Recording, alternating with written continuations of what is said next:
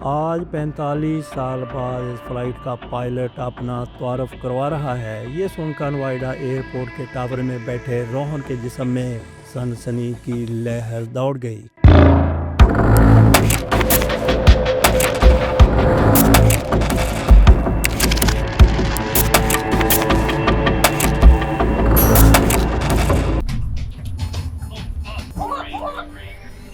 Hello, guard channel پر کال آئی تو air traffic control میں بیٹھے روہن چاولہ کو حیرانی ہوئی۔ گارڈ چینل ایمرجنسی میں استعمال ہوتا ہے جس کی فریکوینسی 243 میگا ہرٹز ہے۔ اگلے الفاظ چاولہ کے لیے پریشان کن تھے۔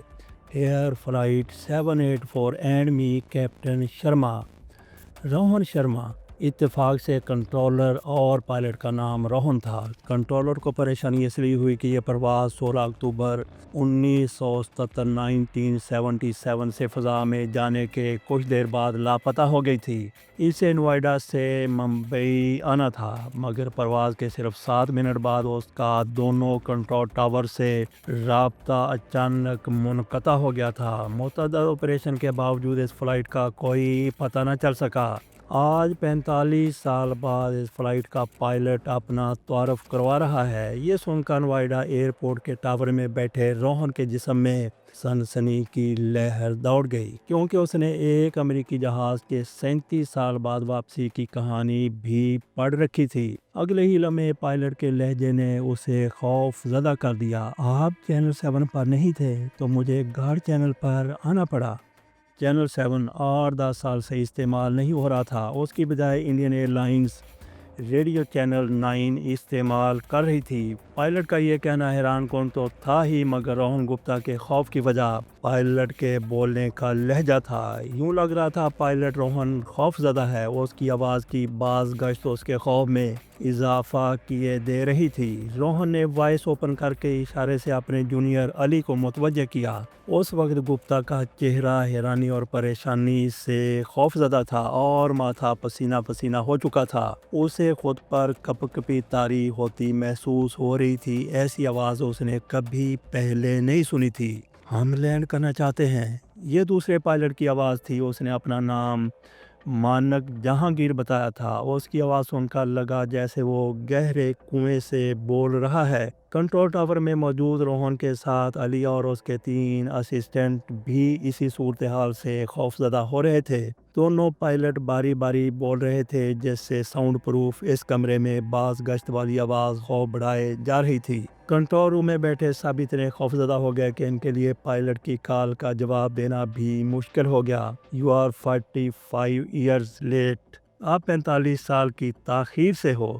اپنے خوف پر قابو پاتے ہوئے علی نے الجھنے کی بجائے لرزتے لہجے میں جواب دیا، okay you can land from same direction you are approaching. آپ اسی سمت سے اتر سکتے ہیں جو آپ کے قریب ہے۔ کنٹرول ٹاور میں ہونے والی خوفناکی اور ہولناکی میں وہ جو کسر رہ گئی تھی وہ پائلٹ کے ساتھ گفتگو کے دوران ایک خاتون کی پس منظر سے آنے والی کسی لڑکی کی آواز نے پوری کر دی، جو شاید مسافروں سے کہہ رہی تھی، جتنے بھی پیسنجر ہیں ان کو ریکویسٹ کی جاتی ہے آپ اپنا سیٹ بیلٹ باندھ لیجئے، ہم اگلے 5 منٹ بعد لینڈ کرنے والے ہیں۔ تھینک یو سو مچ۔ یہ ایئر ہوسٹس ہو سکتی تھی، بٹ ہم تو 4 منٹ بھی لیٹ نہیں، تم 45 سال کی بات کر رہے ہو۔ یہ ایک بار پھر خوف میں ڈوبی ہوئی روہن شرما کی آواز تھی جس میں حیرانگی بھی تھی۔ اس کے بعد کنٹرول روم سے اس پر زیادہ بحث نہیں کی گئی۔ جہاز کو لینڈنگ کی اجازت دینے کے بعد متعلقہ گراؤنڈ فیسلٹیز کے لیے کہہ دیا گیا۔ چند منٹ بعد جہاز لینڈ کر گیا۔ پائلٹ کو جو انفارمیشن درکار تھی کنٹرول نے اپنے خوف پر قابو پاتے ہوئے اسے فراہم کر دی۔ چند لمحوں بعد ایئرپورٹ کی گاڑی مسافروں کو لینے پہنچ گئی۔ اس دوران کنٹرول نے ہائر اتھارٹی کو اس انہونی سے آگاہ کر کے اسے ہائی الرٹ کر دیا۔ جہاز کے قریب گاڑی کھڑی مسافروں کے اترنے کی منتظر تھی۔ 3-4 منٹ گزر جانے کے باوجود جہاز کا دروازہ نہیں کھلا۔ یہاں پہنچنے والے ایک بھی گراؤنڈ کریو کو علم نہیں تھا کہ یہ 45 سال قبل لاپتہ ہونے والا جہاز ہے۔ جہاز کی وہی لش پش تھی جو کسی جہاز کی اڑان بھرنے سے قبل ٹارمیک پر کھڑے ہوئے ہوتی ہے۔ جہاز کی چمک دمک، کلر، مونو سب برقرار تھا 5 منٹ بعد دروازہ کھلا اور ایک مسافر سیڑھیوں سے بڑی پھرتی کے ساتھ نیچے اتر کر گاڑی میں سوار ہو گیا۔ گراؤنڈ کریو مزید مسافروں اور عملے کے آف لوڈ ہونے کے منتظر تھے، باہر آنے کا انتظار کر رہے تھے۔ سامان کے کیبن کے کھلنے کا بھی انتظار ہو رہا تھا جس کے لیے گاڑی موجود تھی، مگر کوئی جہاز سے مسافر باہر آیا نہ عملے کا کوئی فرد جہاز سے باہر نکلا۔ الگ سے گاڑی کاکپٹ کا راؤنڈ لگا کر پائلٹس کے اترنے کی منتظر تھی۔ اسی دوران روہن گپتا اپنی کنٹرول ٹاور میں ذمہ داریاں اپنے جونیئر کے حوالے کر کے ٹارمیک پر چلے آئے، جہاز کے قریب آ گئے جہاں جہاز پارک کیا گیا تھا۔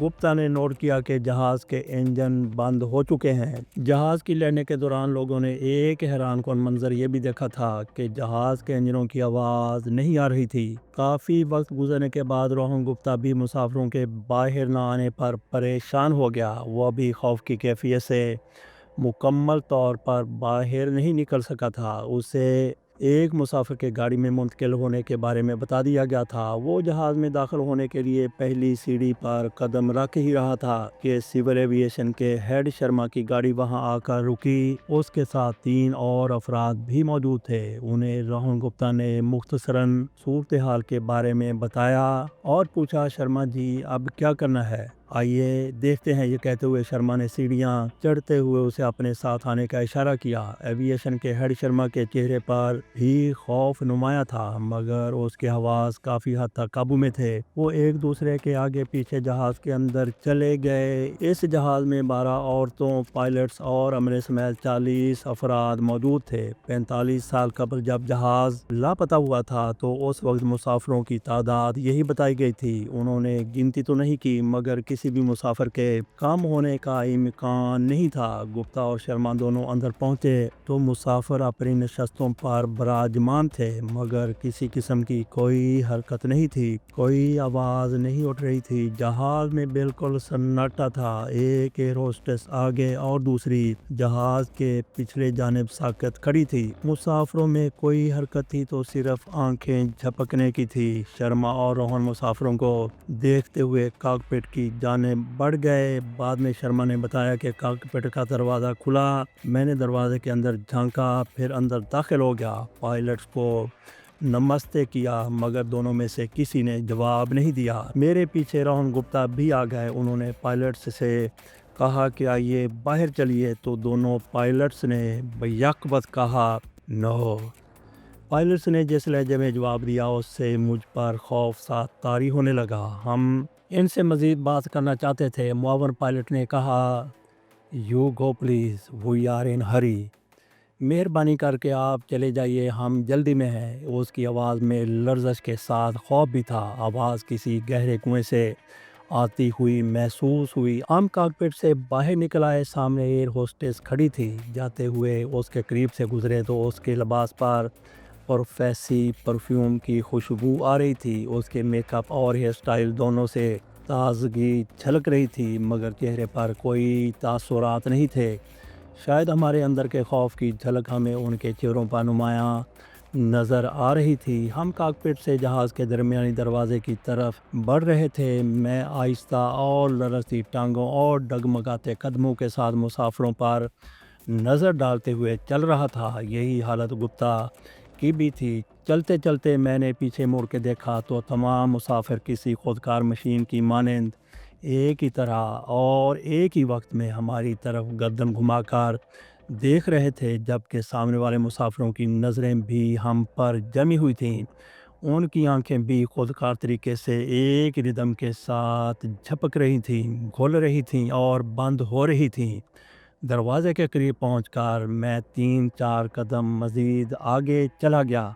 میں نے دیکھا کہ میرے پیچھے رہ جانے والے مسافروں کی گردن اور چہرے میری طرف گھوم چکے تھے۔ سامنے دوسری ایئر ہوسٹس کھڑی تھی۔ اس کے ہاتھ میں ایک فائل تھی جو میں نے اسے اشارے سے مجھے دینے کو کہا۔ میرے اشارے کا اس نے کوئی رسپانس نہیں دیا۔ میں نے اس کے ہاتھ سے یہ فائل لی تو اس نے کوئی مزاحمت نہیں کی۔ یہاں مجھے ایک عجیب منظر کا مشاہدہ ہوا۔ اس کی آنکھوں سے گرتے ہوئے آنسو اس کی گالوں سے ہوتے ہوئے اس کی گردن کے نیچے کہیں سما رہے تھے۔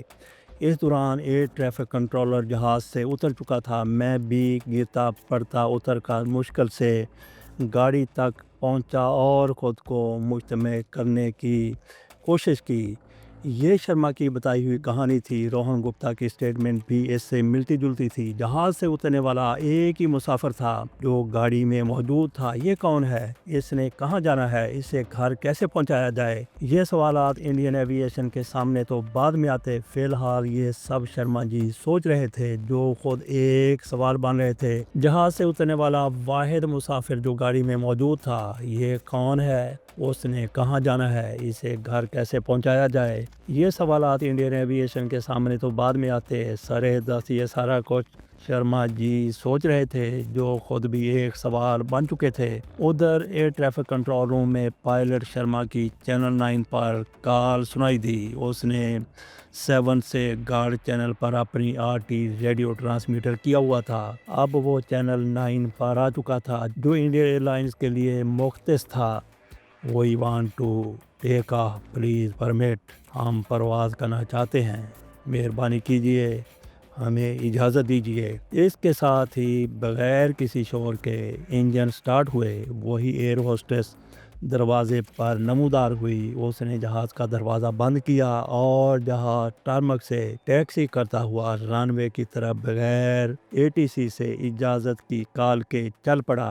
جہاز کے دونوں انجن چل رہے تھے، مگر ان کی آواز نہیں آ رہی تھی۔ جہاز رن وے پر دوڑتا ہوا ٹیک آف کر گیا۔ جہاز ریڈار کی سکرین پر نظر نہیں آ رہا تھا۔ فیول باؤزر پہنچ چکی تھی، لیکن ری فیولنگ نہیں کروائی گئی۔ جہاز سے اترنے والا واحد مسافر گاڑی میں بیٹھا تھا، جو حشاش بشاش تھا۔ 45 سال قبل گھر سے نکلنے والے اس مسافر کی عمر 25-30 سال سے زیادہ نہیں تھی۔ اس کی تازہ شیپ بنی ہوئی تھی۔ اس کو کچھ علم نہیں تھا کہ اس کے ساتھ کیا ہوا ہے اور آئندہ کیا ہونے جا رہا ہے۔ اس کے ساتھ بڑی سمجھداری اور احتیاط کے ساتھ پیش آنا تھا، جس کا انڈین ایوییشن کو مکمل ادراک تھا۔ اسے گاڑی میں بیٹھے زیادہ سے زیادہ 15-20 منٹ ہوئے تھے۔ اتنی دیر میں شرما جی کے حواس کافی حد تک بحال ہو چکے تھے۔ گپتا جی ATC چلے گئے۔ شرما نے مسافروں کو لانج میں لے جانے کے لیے کہا۔ وہاں شفٹ انچارج آفیسر سے ملے،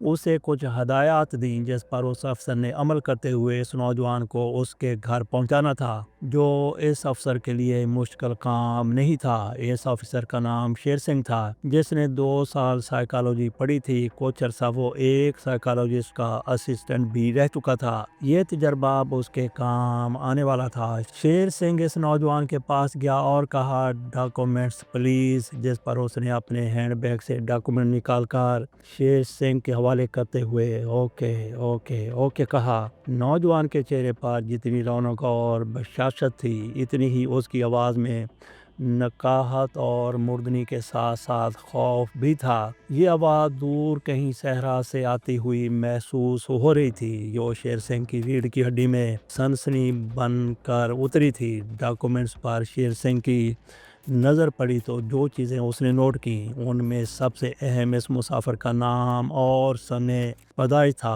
رامن نامی اس مسافر کی پیدائش 1952 میں ہوئی تھی۔ شیر سنگھ کی دستاویزات اور رامن کے چہرے پر نظر گئی تو دونوں میں واضح تفاوت تھا۔ ڈاکومنٹس کے مطابق رامن کی عمر 70 سال تھی، جبکہ چہرے سے وہ 25 سال کا جوان لگ رہا تھا۔ لیکن شیر سنگھ کو جلد احساس ہو گیا کہ یہ اسپیشل کیس ہے اور وہ 45 سال قبل لاپتہ ہونے والے جہاز کا مسافر ہے۔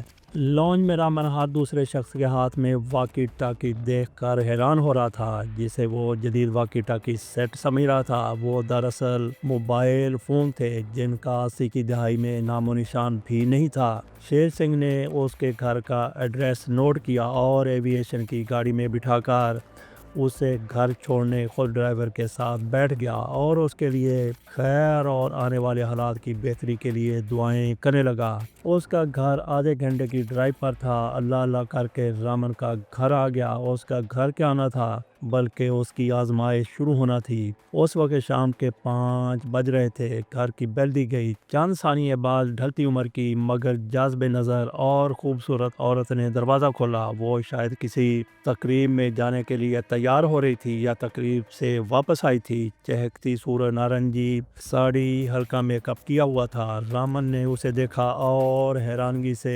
دیکھتا ہی رہ گیا۔ وہ اس کی خوبصورتی میں کھو کر حیران نہیں ہوا تھا، بلکہ اس کے اپنے گھر کے اندر سے برآمد ہونے پر پریشانی ہو رہی تھی۔ بڑی مشکل سے پوچھ پایا، آپ کون ہیں؟ یہاں کیسے؟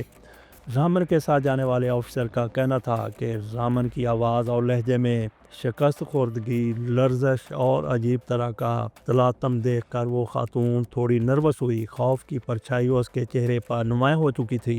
رامن کے سوال پر اس نے زیادہ غور نہیں کیا۔ وہ اس آواز کو سن کر متذبذب ہو رہی تھی، متوحش ہو رہی تھی۔ کچھ ثانیے بعد بولی، میں اوم پرکاش کی وائف ڈاکٹر چندنا رامن ہوں۔ آپ نے کس سے ملنا ہے؟ اوم پرکاش کی وائف؟ یہ سن کر رامن کو پہلا جھٹکا لگا۔ اس نے غور سے پہلے چندنا، پھر اپنے گھر اور ارد گرد کا جائزہ لیا۔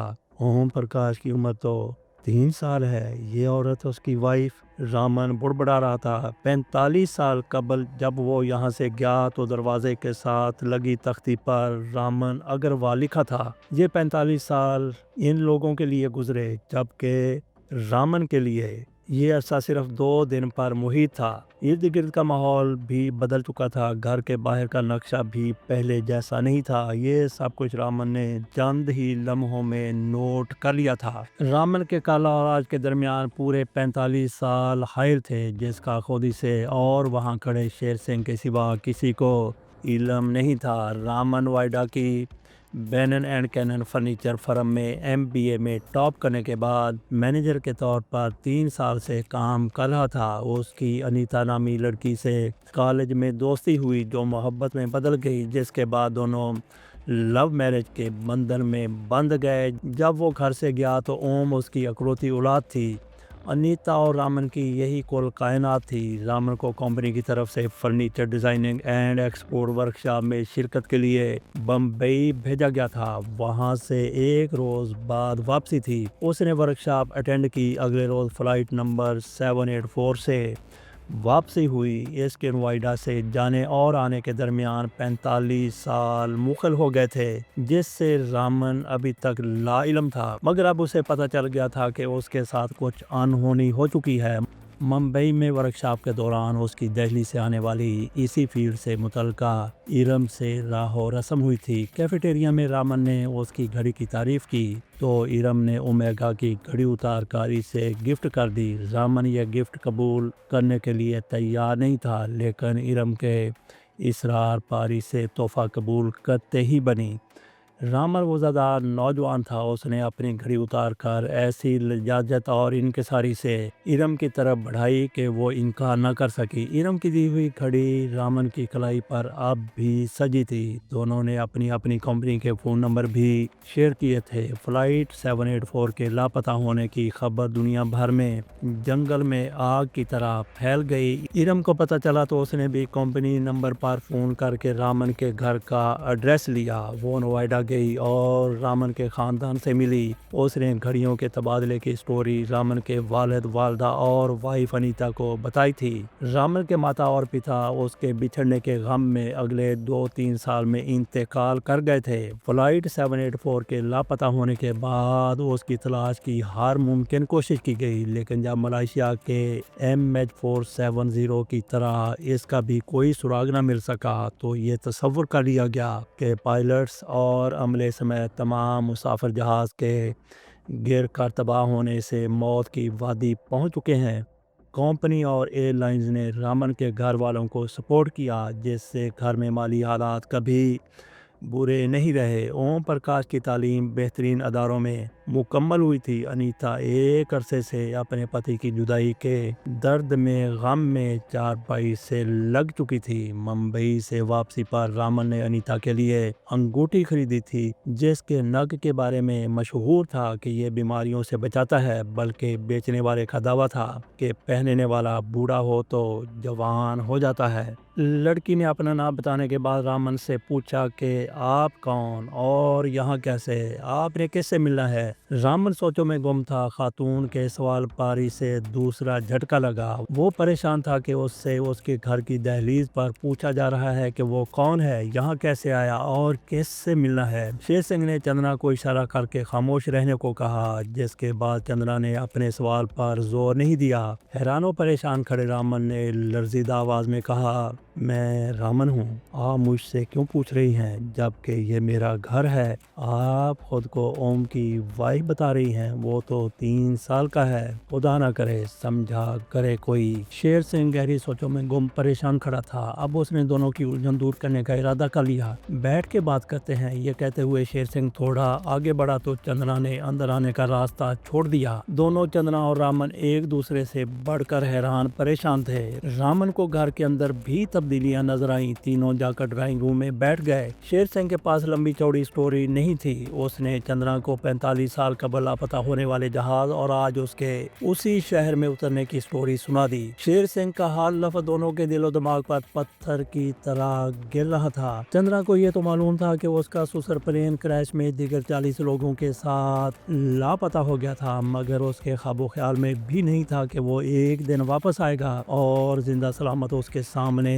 بیٹھ جائے گا۔ اس کی عمر 40-45 سال کی تھی۔ اس کا سسر 25 سال کا خوبرو نوجوان تھا۔ شیر سنگھ کی بات ختم ہوئی تو بہو چندرا اور سسر رامن کی جو کیفیت تھی اسے الفاظ میں بیان کرنا ممکن نہیں۔ جہاز سے اترا تو رامن نارمل تھا، مگر اب اس نے جو سنا وہ اس کا تصور بھی نہیں کر سکتا تھا، جس نے اس کے دل و دماغ پر گہرا اثر کیا۔ توقف کے بعد اس نے پوچھا، ماتا پتا اور انیتا کہاں ہیں؟ پوچھتے ہوئے اسے یہ بھی ڈر لگ رہا تھا، نہ جانے ان میں سے کسی کے بارے میں بری خبر ہو۔ انیتا آنٹی ٹھیک ہے، ہمیشہ آپ کو یاد کرتی رہتی ہیں۔ ماتا جی اور پتا جی بڑھاپے کی وجہ سے بھگوان کے پاس چلے گئے۔ چندرا نے بڑھاپے کی وجہ سے موت کا اس لیے بتایا کہ رامن کو زیادہ صدمے سے دوچار نہ ہونا پڑے کہ اس کے ماتا پتا اس کے غم میں اس دنیا سے چلے گئے تھے۔ انیتا کہاں ہیں؟ رامن نے پوچھا۔ میں انہیں یہی لے کر آتی ہوں، چندرا نے کہا اور اٹھ کے کھڑی ہو گئی۔ میں ساتھ چلتا ہوں، رامن یہ کہتے ہوئے بھی کھڑا ہو گیا، مگر چندرا نے تھوڑا سا اصرار کر کے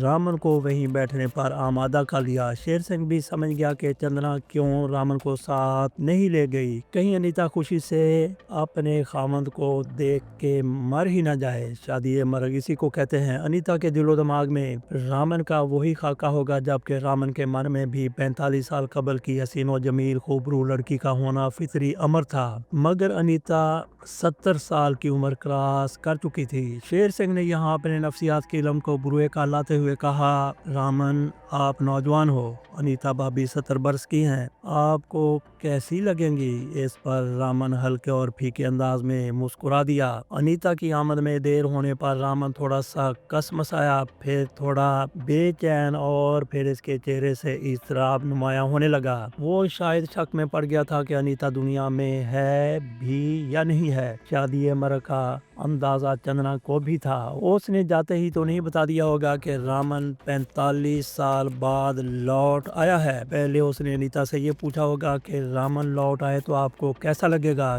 چند منٹ بعد ڈرائنگ روم کی طرف آتے قدموں کی مدھم چاپ سنائی دی۔ رامن کی 45 سال کی کہانی سننے کے بعد جو حالت ہو گئی تھی، اس کو اس کی ڈھارس بندھانے کے لیے کسی ہمدم کی ضرورت تھی۔ وہ اہلیہ کے سوا اور بھلا کون اور کیسے ہو سکتا تھا؟ دبے قدموں سے جگتی ہوئے انیتا ڈرائنگ روم میں داخل ہوا چاہتی تھی کہ شیر سنگھ ست سری اکال کہتے ہوئے کمرے سے نکل گیا۔ قبل ازیں اس نے چندرا کو اپنا موبائل فون نمبر دے دیا تھا اور اس کا لے بھی لیا تھا۔ چندرا ڈرائنگ روم کے اندر نہیں آئی۔ انیتا دروازے کے اندر قدم رکھ کر رک گئی۔ اس کے سامنے وہی 45 سال قبل کا انیتا کا شوہر کھڑا تھا، بالکل ویسا ہی، چہرے مورے سے کوئی فرق نہیں تھا، جیسا 45 سال پہلے تھا ویسا ہی آج بھی۔ رامن کے سامنے اپنی ماتا کی عمر کی خاتون تھی جو اس کی محبوبہ اور بیوی تھی۔ رامن تیزی سے آگے بڑھا، دونوں گلے لگ گئے۔ رامن حوصلے میں تھا، اسے جدائی کے داغ کا تجربہ نہیں تھا، جبکہ انیتا نے 45 سال کا ہر لمحہ اپنے شوہر کی جدائی کے دکھ اور درد میں جل جل کے گزارا تھا۔ وہ بے ساختہ اور بے باختہ روئے جا رہی تھی۔ رامن کو اس کے جذبات کا احساس تھا۔ وہ گھٹی گھٹی اور دبی دبی آواز میں اسے تسلی دے رہا تھا۔ ان کی آواز میں اس لیے نہیں بات کر رہا تھا کہ اس کی آواز اب عام انسانوں جیسی نہیں تھی۔ تھوڑی دیر بعد رو رو کے انیتا خود کو ہلکا پھلکا اور دنیا کی خوش قسمت ترین عورت محسوس کر رہی تھی۔ دونوں ایک دوسرے کے سامنے بیٹھ گئے۔ اسی دوران چندنا بھی آ گئی، جس نے رامن کو بتایا کہ اوم اسی کمپنی میں جنرل مینیجر ہے۔ اسے بڑی آفرز آئی، مگر پی ایچ ڈی کرنے کے بعد اس نے بینن اینڈ کینن میں ملازمت کرنے کو ترجیح دی۔ اس وقت جب یہ لوگ بیٹھے ہوئے تھے، شام رات میں ڈھل رہی تھی، اوم کو فون پر اطلاع دے دی گئی۔ اس نے ہاسٹل سے اپنی بیٹی اور بیٹے کو لیا اور فوراً گھر آ گیا۔ اس ملن کو وہ کرشمہ قرار دیتے تھے۔ جہاز کی اسی طرح نوئیڈا ایئرپورٹ اترنے کی خبر بھی اس کے غائب ہونے کی طرح دنیا بھر میں پھیل گئی۔ فلائٹ 784 کے ساتھ لاپتہ ہونے والے مسافروں، پائلٹس اور عملے کے لوگوں کے عزیز و اقارب اس خاندان کی قسمت پر رشک کر رہے تھے۔ ان میں سے کئی نے رامن سے ملاقات کی۔ ان کو اپنے گمشدہ پیاروں کے بارے میں معلومات سے دلچسپی تھی۔ اب ان کو یہ امید مل گئی تھی کہ رامن کی طرح ان کے پیارے بھی کسی وقت لوٹ کے آ سکتے ہیں۔ ان سے ملنے کے لیے آنے والوں کے سامنے رامن ایک ہی سٹوری دہراتا اور بتاتا کہ میں ان لوگوں میں سے کسی کو نہیں جانتا، اور پھر میں جہاز میں رہا ہی کتنی دیر ہوں، صرف 1.5-2 گھنٹے۔ اس دوران واش روم تک گیا اور نہ ہی کچھ کھایا یا پیا تھا۔ اتنے وقت میں آس پاس بیٹھے انجانے مسافروں سے جان پہچان کیسے ہو سکتی تھی؟ رامن کو اب زندگی سے کوئی زیادہ رغبت اور دلچسپی نہیں تھی۔ وہ ہر وقت سوچوں میں گم رہتا۔ اس کے گھر کے سارے افراد اس کی خدمت اور اسے خوش رکھنے کے لیے ہمہ وقت کوشاں اور سرگردہ رہتے تھے۔ انیتا کی عمر زیادہ تھی، مگر وہ عام بوڑھی خواتین کے مقابلے میں خوبصورت دکھائی دیتی تھی۔ رامن اور انیتا کی عمر میں بہت زیادہ فرق نظر آتا تھا۔ رامن جوان ہوتے ہوئے بھی اپنی اٹکیلیاں کھو چکا تھا، جبکہ اس کی بیوی انیتا اس کی خدمت گزاری میں کوئی کسر نہ چھوڑتی۔ وہ خود کو نئی نویلی دلہن، جوان سہاگن تصور کرتی اور رامن کا دل لبھانے میں مگن رہتی۔ بوڑھی ہونے کے باوجود اس کے بوڑھے جسم میں جوان کی سی پھرتی آ چکی تھی۔ وہ ہر وقت حشاش بشاش رہتی اور رامن کو دیکھ کر اس کی آنکھوں میں عجیب سی چمک آ جاتی، جسے رامن بھی محسوس کرتا۔ مگر 45 سال کے گیپ نے رامن کے ذہن پر گہرا اثر ڈالا تھا۔ اسے اس کے بیٹے اوم نے بہتر سے بہتر ڈاکٹر، سائیکاٹرسٹ اور سائیکالوجسٹ سے علاج کروایا اور کاؤنسلنگ کروائی، مگر شاید رامن خود کو زندگی کی رہنمائیوں کی طرف لانا ہی نہیں چاہتا تھا۔ اور پھر وہ جس حالت میں اپنے ساتھی مسافروں کو چھوڑ کر آیا تھا، جن کا وہ خود بھی حصہ تھا، اس حادثے کے اثرات بھی اس کے دماغ پر موجود تھے۔ ہو سکتا ہے اس کے ذہن کے نہا خانے میں ان مسافروں کے ساتھ جا ملنے کی حسرت موجود ہو۔ یہ واقعہ ظاہر ہے حکومتی ایوانوں تک بھی جا پہنچا۔ وزیر اعظم نریندر مودی نے رامن سے ملاقات کی خواہش کا اظہار کیا۔ اس پر رامن نے بالکل بھی دلچسپی ظاہر نہیں کی، جس پر نریندر مودی خود نوئیڈا میں ان کے گھر آئے۔ ان کے ساتھ وزیر داخلہ امیت شاہ اور وزیر خارجہ جے شنکر بھی موجود تھے۔ ریاستی وزیر اعلیٰ ان سے پہلے رامن کے گھر کا وزٹ کر چکے تھے۔ رامن کے گھر والے وزیر اعظم کی آمد پر بڑے خوش اور مسرور تھے، جبکہ رامن کے لیے یہ ملاقات ایسی ہی تھی جیسے لاپتہ ہونے والے جہاز میں موجود اپنے پیاروں کے بارے میں کوئی معلومات لینے کے لیے آتا ہے۔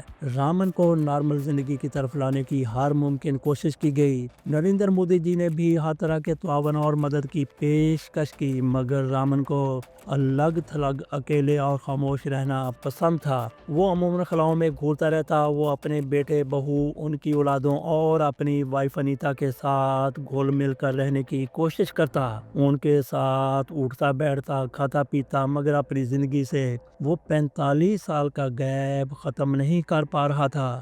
دن گزر رہے تھے۔ گھر والے اس کے واپس آنے کو بھگوان کی کرپا قرار دیتے تھے۔ انہیں یقین تھا کہ ایک دن وہ نارمل زندگی کی طرف لوٹ آئے گا۔ وہ گھر سے باہر بھی کام ہی نکل تھا۔ اسے شاید اب اپنا یہی لائف سٹائل پسند آنے لگا تھا۔ نفسیاتی حوالے سے ڈاکٹر رامن کی کاؤنسلنگ کر رہے تھے، جبکہ دوا دارو بھی جاری تھا، مگر رامن کو کوئی افاقہ نہیں ہو رہا تھا۔ رامن کے گھر والوں کو انگلینڈ میں پریکٹس کرنے والے ماہر ڈاکٹر لکشمن کے بارے میں پتہ چلا کہ وہ کلکتہ آ رہے ہیں۔ ان کی بڑی شہرت تھی، کئی ماہرین نے بھی اس کے گھر والوں کو مشورہ دیا کہ وہ رامن کو ڈاکٹر لکشمن کو چیک کروا لیں۔ رامن کو بتایا گیا تو وہ تھوڑی سی لیت و لال کے بعد کلکتہ جانے پر آمادہ ہو گیا۔ رامن اگروال کے گھر والوں کو انگلینڈ میں پریکٹس کرنے والے ماہر نفسیات ڈاکٹر لکشمن کے بارے میں پتہ چلا کہ وہ کلکتہ آ رہے ہیں۔ ان کی بڑی شہرت تھی، کئی ماہرین نے بھی اس کے گھر والوں کو مشورہ دیا کہ وہ رامن کو ڈاکٹر لکشمن سے چیک کروا لیں۔ رامن کو بتایا گیا تو وہ تھوڑی سی لیت و لال کے بعد کلکتہ جانے پر آمادہ ہو گیا۔ ساتھ دونوں اوم اور چندرا بھی کلکتہ جا رہے تھے۔ 16 اکتوبر 2024 کی شام 4 بجے کی ٹکٹیں بک کروا لی گئیں۔ ڈاکٹر لکشمن سے 17 اکتوبر کی صبح 9 بجے کی اپوائنٹمنٹ ملی تھی۔ ہوٹل گرینڈ میں سویٹ بک کروا لیا گیا۔ فلائٹ سے 1 گھنٹہ قبل یہ لوگ اپنی گاڑی پر گھر سے نکل پڑے۔ سب کچھ نارمل ہو رہا تھا۔ پیسنجر لاؤنج میں پہنچے تو سب مسافر اور ایئرپورٹ کے ملازمین کی نظریں رامن پر جمی ہوئی تھی۔ شیر سنگھ جو اس خاندان کے ساتھ رابطے میں تھا، اس نے ان کا استقبال کیا۔ ان کو پہلے سے بتا دیا گیا تھا۔ دوسرے مسافروں کے ساتھ بورڈنگ وغیرہ کا پروسیس مکمل ہونے کے بعد ایویشن کی گاڑی مسافروں کو جہاز کی طرف لے گئی۔ مسافر گاڑی سے اتر کر جہاز پر سوار ہونے لگے۔ رامن کی عجیب سی کیفیت ہو رہی تھی۔ اس کے ہاتھ میں وہی بیگ تھا جس میں اس کے سفری ڈاکومنٹس ہوا کرتے تھے۔ یہاں پر اس کا رویہ غیر معمولی تھا۔ چندرا نے 1-2 مرتبہ رامن کی کیفیت بھانپتے ہوئے پوچھا بھی کہ پاپا کیا ہوا، کیا بات ہے، جس پر رامن نے بڑی آہستگی سے کہا کچھ نہیں، مگر ایک نوجوان کو 40-45 سال کی عورت کے پاپا کہنے پر ساتھ کھڑے مسافروں کے چہرے پر مسکراہٹ ضرور آ گئی تھی۔ رامن کے رویہ اور متلاشی نظروں سے لگ رہا تھا کہ اسے کسی کی تلاش ہے۔ وہ اپنے ارد گرد دیکھتا اور کبھی آسمان کی طرف دیکھنے لگ جاتا۔ مسافر جہاز میں سوار ہو رہے تھے۔ اسی دوران ایک بے آواز جہاز لینڈ کرنے کے بعد ٹیکسی کرتا ہوا ٹارمک پر نظر آیا۔ رامن کا ایک قدم ابھی پہلی سیڑھی پر، دوسرا فرش پر تھا۔ جہاز ان سے تقریباً 200 میٹر کے فاصلے پر آ کر رکنے کے لیے رینگ رہا تھا۔ اسی دوران رامن نے اپنا بیگ کھولا۔ اس بے آواز اور پراسرار جہاز نے سوار ہوتے تمام مسافروں کی توجہ اپنی طرف مبذول کرا لی۔ جہاز آہستہ آہستہ چل رہا تھا، مگر آواز اتنی تھی جتنی الیکٹرک گاڑیوں اور الیکٹرک بائک کی ہوتی ہے۔ ادھر جہاز رک رہا تھا، ادھر رامن نے اپنا بیگ کھول کر اس میں سے ایک ڈبیا نکالی اور اوم کو تھماتے ہوئے کہا، یہ انگوٹھی اپنی ماتا کو دے دینا۔ انگوٹھی پکڑتے ہوئے اوم ایک دم ششدر رہ گیا۔ چندرا کی کیفیت بھی کچھ اسی طرح کی نظر آ رہی تھی۔ رامن سیڑھی پر رکھے اپنے پاؤں فرش پر اتارتے ہوئے ان کے درمیان سے آہستگی سے نکل کر بے آواز جہاز کی طرف دوڑ پڑا۔ اس کے بے آواز جہاز کے قریب پہنچنے تک دروازہ کھل چکا تھا۔ وہ جہاز تک جس تیزی کے ساتھ آیا تھا اسے سپرنٹ کہا جا سکتا ہے۔ ایئر ہوسٹس دروازے میں کھڑی تھی۔ ایئر ہوسٹس نے دروازے سے جھکتے ہوئے اپنا ہاتھ نیچے تک پھیلا دیا تاکہ رامن کو سہارا مل سکے۔ رامن نے زکند بھری اور اپنا دایاں ہاتھ اوپر اٹھا دیا۔ ایئر ہوسٹس رامن کا ہاتھ تھام کر روئی کے گالے کی مانند اسے اوپر اٹھا کر جہاز کے اندر لے گئی اور جہاز کا دروازہ بند ہو گیا۔ جہاز ٹارمک سے رن وے کی طرف گیا اور رن وے پر دوڑنا شروع کر دیا۔ پل بھر میں آسمان کی طرف پرواز کرتے ہوئے